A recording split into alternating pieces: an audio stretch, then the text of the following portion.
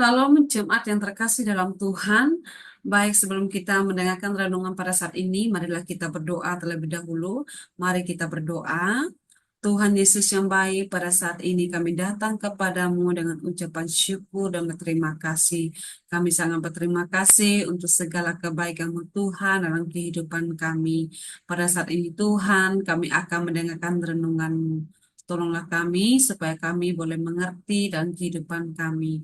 Di dalam nama Tuhan Yesus Kristus, kami sudah berdoa dan mengucap syukur. Amin. Amin. Bapak, Ibu, saudara-saudari yang terkasih dalam Tuhan, pada saat ini saya akan membawakan sebuah judul tema yang mengatakan sabar dalam menghadapi masalah.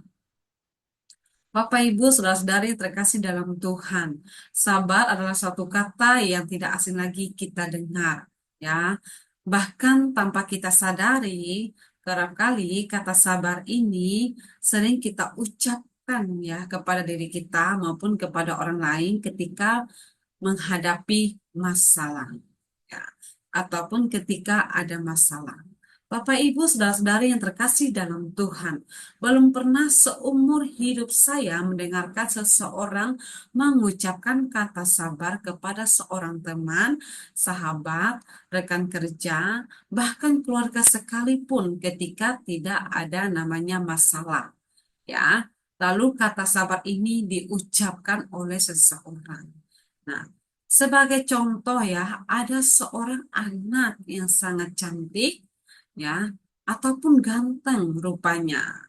Dan anak ini terlahir dari keluarga yang sangat mampan, telah dari keluarga yang sangat menyayangi dia, mencintai dia, dan dikagumi oleh tetangganya.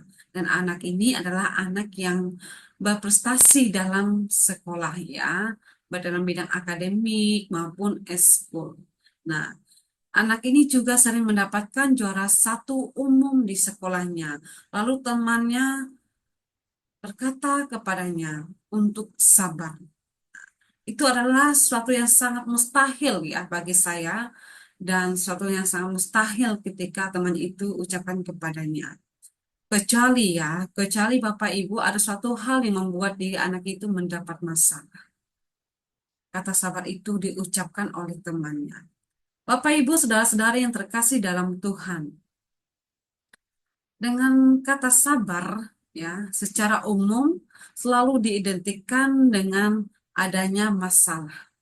Kata sabar dalam Kamus Besar Bahasa Indonesia yaitu tahan menghadapi cobaan, tidak lekas marah, tidak lekas putus asa, tidak lekas patah hati, tabah, ia menerima nasibnya dengan sabar, hidup ini dihadapinya dengan sabar, tenang, tidak tergesa-gesa, dan terakhir itu tidak terburu nafsu.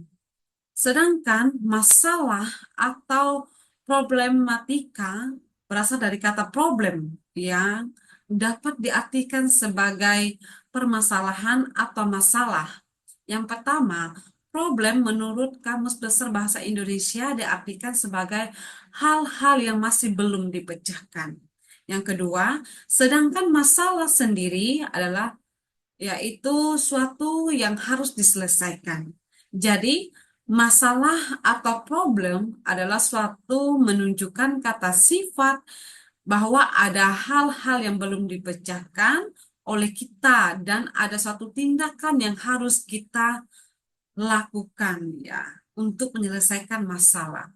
Dengan demikian, sabar dan masalah adalah dua hal yang pro dan kontra. Namun bisa kita lakukan dengan sama ya dalam kehidupan kita sehari-hari untuk saling melengkapi satu dengan yang lain.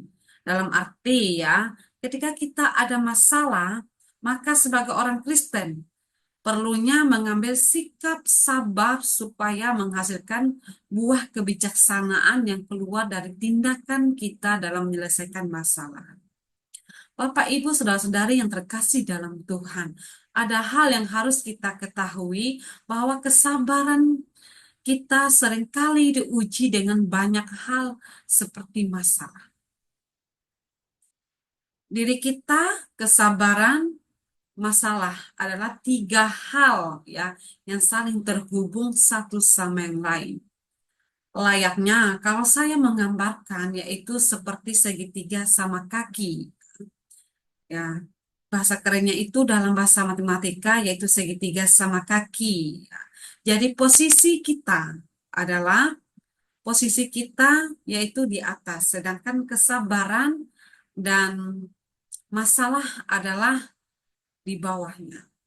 Jadi ketika ada masalah, ya, jadi ketika posisi kita di atas dan kesabaran, masalah ada di bawah, ketika kita ada masalah, tetapi kita mengambilkan sikap dengan sabar, maka di tengah segitiga sama kaki ini ada katanya bijaksana, yaitu hasil dari buah kesabaran kita. Dengan demikian, dengan kata lain, masalah yang ada sekarang ini ada pada diri kita, kita bisa melihat dari kacamatanya Tuhan, yaitu masalah yang ada ketika kita mengambilkan sikap dengan sabar menjadi suatu dampak positif bagi kita. Karena masalah yang ada bukanlah suatu menunjukkan atau menyatakan bahwa diri seseorang ataupun diri kita adalah lemah. Bahkan sebaliknya, masalah yang ada bisa jadi sesuatu hal yang ingin mendewasakan kita, baik secara pikiran maupun tindakan. Mengapa hal ini saya katakan demikian? Karena kerap kali kita menemukan atau menjumpai orang yang di luar sana, ya, menganggap dirinya adalah seorang pecundang, bodoh, orang yang tidak bisa diharapkan, orang yang tidak berguna, dan sehingga membuat diri mereka itu frustasi atau putus asa, ya, stres, depresi. Ya. Semuanya bermula dari kata gagal dalam menghadapi masalah dan tidak sabar untuk coba memahami dari kacamatanya Tuhan. Dalam Alkitab Amsal pasal 16 ayat 32, yaitu terjemahan baru edisi 2 yang mengatakan orang yang sabar melebihi seorang pejuang, ya. Orang yang menguasai dirinya melebihi orang yang merebut kota. Nah, kita buka lagi Alkitab kita dalam kitab Bilangan pasal 20 ayat 10 sampai 13 sebagai satu perbandingan, ya. Bilangan pasal 20 ayat 10 sampai 13 yang mengatakan ketika Musa dan Harun telah mengumpulkan jemaah itu di depan bukit batu itu, lalu ia berkata kepada mereka, "Dengarlah hai orang-orang durhaka, apakah kami harus mengeluarkan air bagimu dari bukit batu ini?" Sesudah itu, Musa mengangkat tangannya dan memukul bukit batu itu dengan tongkatnya 2 kali. Keluarlah air banyak sekali sehingga umat itu dan ternak mereka dapat minum. Tetapi Tuhan berfirman kepada Musa dan Harun, "Karena kamu tidak percaya kepadaku dan tidak menghormati kekudusanku di depan mata orang Israel, sebab itu kamu tidak akan membawa jemaah ini masuk ke negeri yang kuberikan kepada mereka. Itulah air Meriba, tempat orang Israel berbatah dengan Tuhan dan ia menunjukkan kekudusannya di antara mereka." Bapak, Ibu, saudara-saudari yang terkasih dalam Tuhan, perhatikan ketika Musa, ya, menunjukkan ketidaksabarannya kepada jemaah di atas bukit batu. Musa memukulkan bukit batu sebanyak 2 kali dengan tongkatnya dan mengucapkan hal-hal yang tidak diperintahkan oleh Tuhan. Apa yang terjadi? Ketidaksabaran Musa dalam menghadapi masalah jemaah menghasilkan buah, membuat dirinya menghina kekudusan Allah, ya, di depan bangsa Israel. Dan pada akhirnya Tuhan, ya, berkata kepada Musa bahwa Musa tidak dapat membawa bangsa Israel ke tanah perjanjian. Di sini kita bisa belajar dari kesalahan Musa, ya. Ketika kita menghadapi masalah dengan tidak sabar, akan mendorong diri kita untuk mengambil tindakan dengan cepat, sembrono, gegabah, dan bahkan bisa menghinakan namanya kekudusan Tuhan Allah. Ya. Dan buah dari ketidaksabaran dalam menghadapi masalah, Musa, Tuhan katakan kepada Musa, yaitu bentuk dari ketidaksabarannya adalah ketidakpercayaan Musa kepada Tuhan. Padahal kita tahu bahwa Musa bisa membawa bangsa Israel keluar dari tanah Mesir, yaitu dengan namanya pertolongan Tuhan.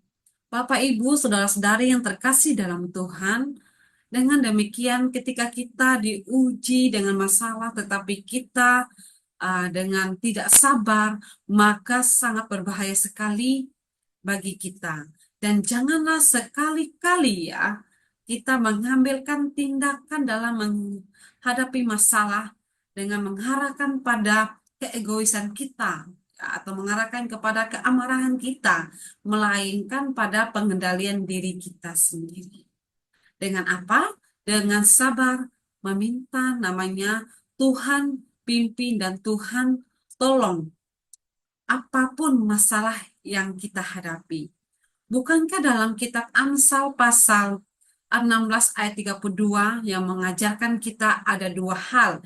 Yang pertama yaitu ya, orang yang sabar disebut dengan seseorang melebihi pejuang. Dan yang kedua, seorang yang sabar disebut adalah orang yang merebut kota. Adalah suatu ungkapan yang sangat dahsyat sekali, yang sangat luar biasa.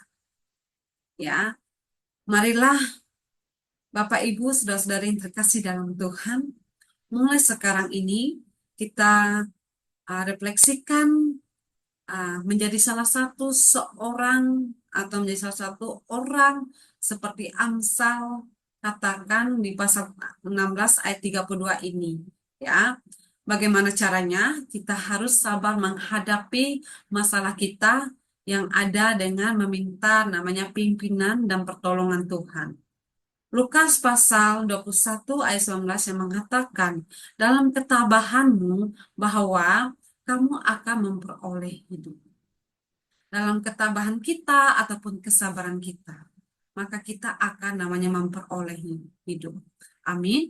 Biarlah firman Tuhan yang singkat ini boleh menjadi kekuatan dalam kehidupan kita. Baik, mari kita berdoa.